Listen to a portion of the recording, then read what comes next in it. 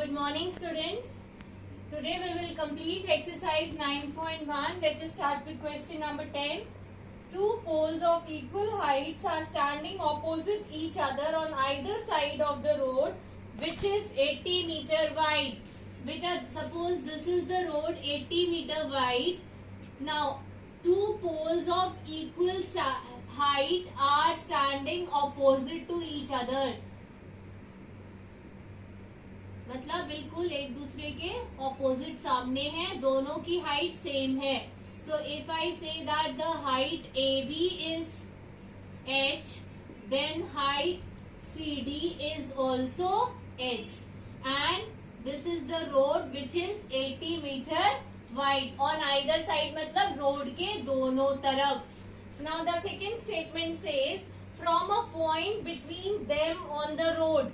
इस रोड के बीच में कहीं भी पॉइंट, मिड पॉइंट नहीं बोला है, from a point between the road. तो आप यहाँ पर यहाँ पर यहाँ पर कहीं भी ले सकते हैं.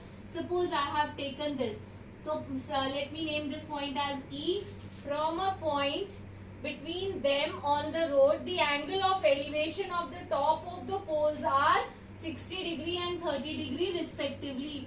तो एक पोल का एंगल ऑफ एलिवेशन दिया हुआ है 60 डिग्री और दूसरे पोल का एंगल ऑफ एलिवेशन दिया हुआ है इसी पॉइंट से 30 डिग्री. आप इसे 60 और इसे 30 भी ले सकते हैं. Now find the height of the poles and the distances of the point from the poles. हमें ये बताना है कि ये हाइट कितनी है पोल्स की और ये पॉइंट इस पोल से कितने डिस्टेंस पे है और इस पोल से डिस्टेंस पे कितने हैं.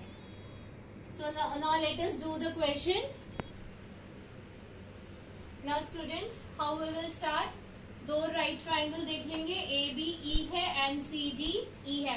बेटा you have to draw the diagram with scale, so I have drawn it again with the help of scale. Now let A B and C D with the two poles of height h.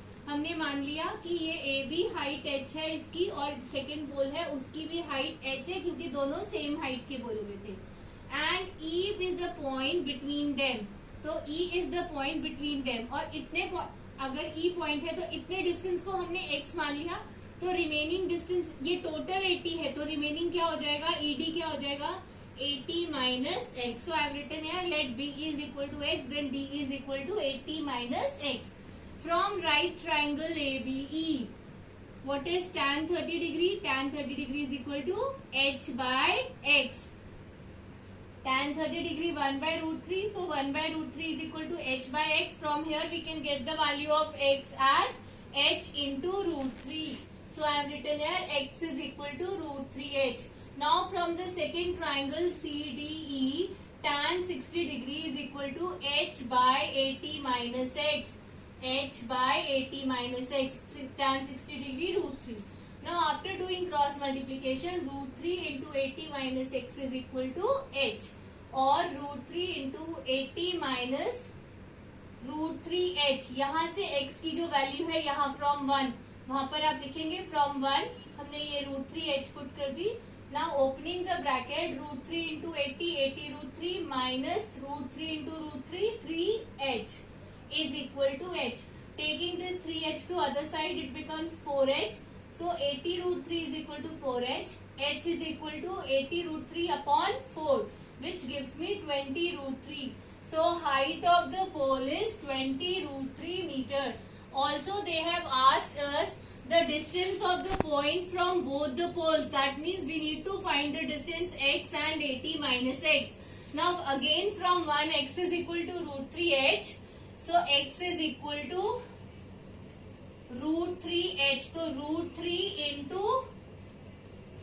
20 root 3. यहाँ पर गलत है 20 root 3. So now this is equal to 60 meters. Point E is at a distance of 60 meters from first pole and 20 meters from second pole.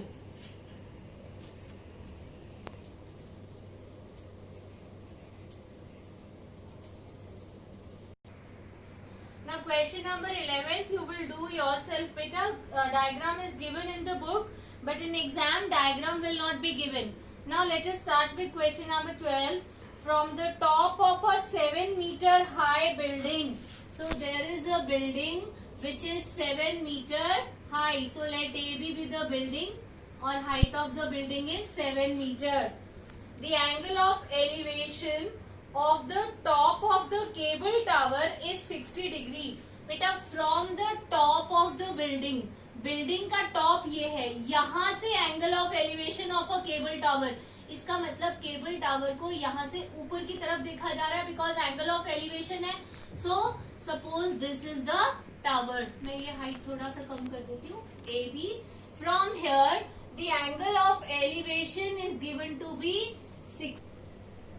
60 degree. अब बेटा ये angle of elevation है तो horizontal line हमें खुद से बनानी है, तो ये 60 डिग्री है.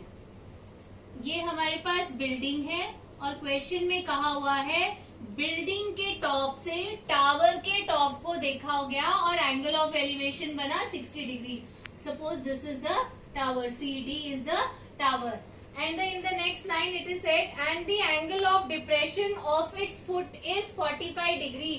अब टावर का फुट ये है तो हम इसको ज्वाइन कर रहे हैं. इस फुट पे एंगल ऑफ डिप्रेशन मतलब हम यहाँ इस पॉइंट से इसको देख रहे हैं, फुट ऑफ द टावर को देख रहे हैं.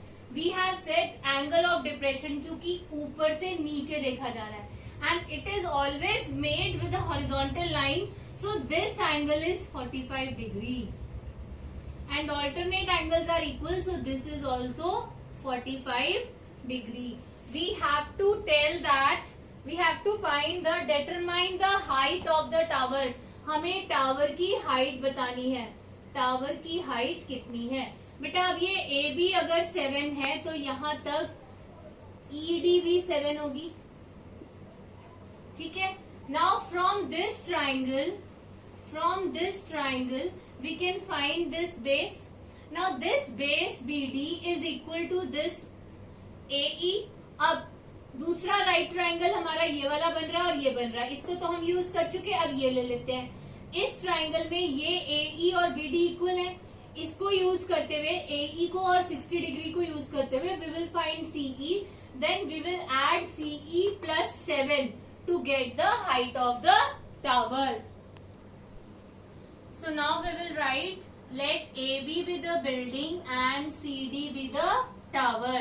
Now from right triangle ABD tan 45 degree is equal to AB by BD. Tan 45 1 होता है, 1 is equal to 7 by BD. From here BD is equal to 7 meter और ये BD जो है वो AE के इक्वल है तो AE भी 7 मीटर हो जाएगी.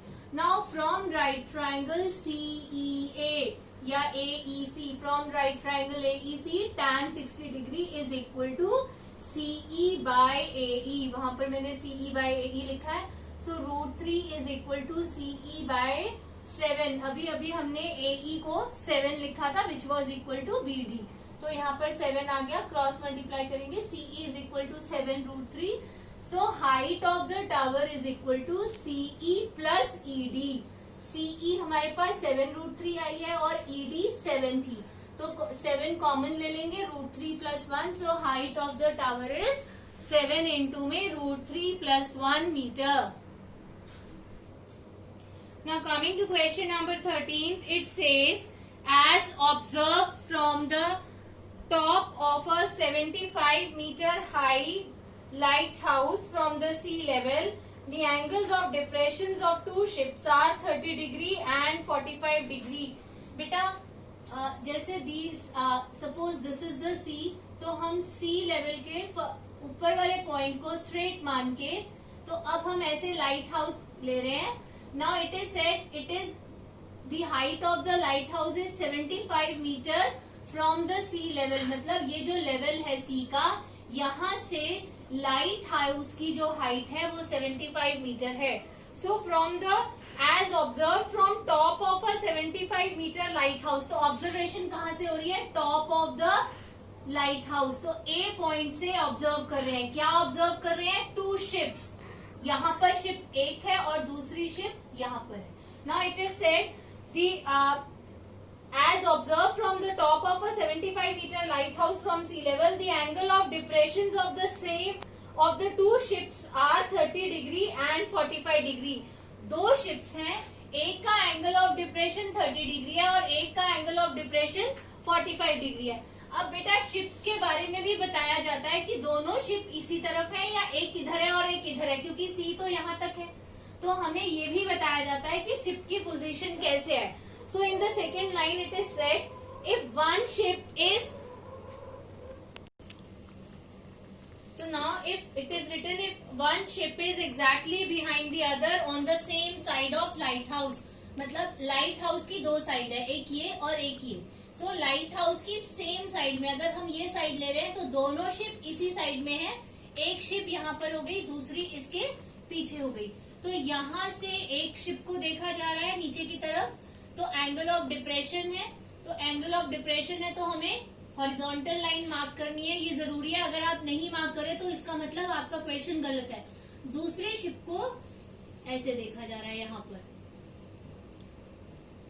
सो सी और डी, और आपको बोला हुआ है the angle of depression are 30 degree and 45 degree respectively.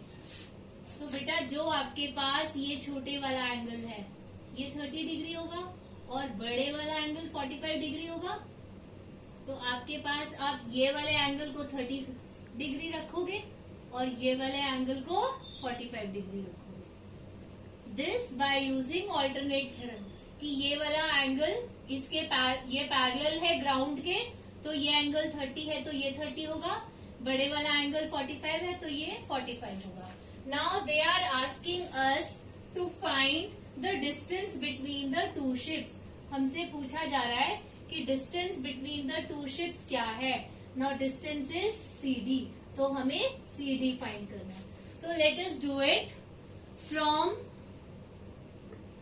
या सबसे पहले हमें क्या लिखना है, let AB be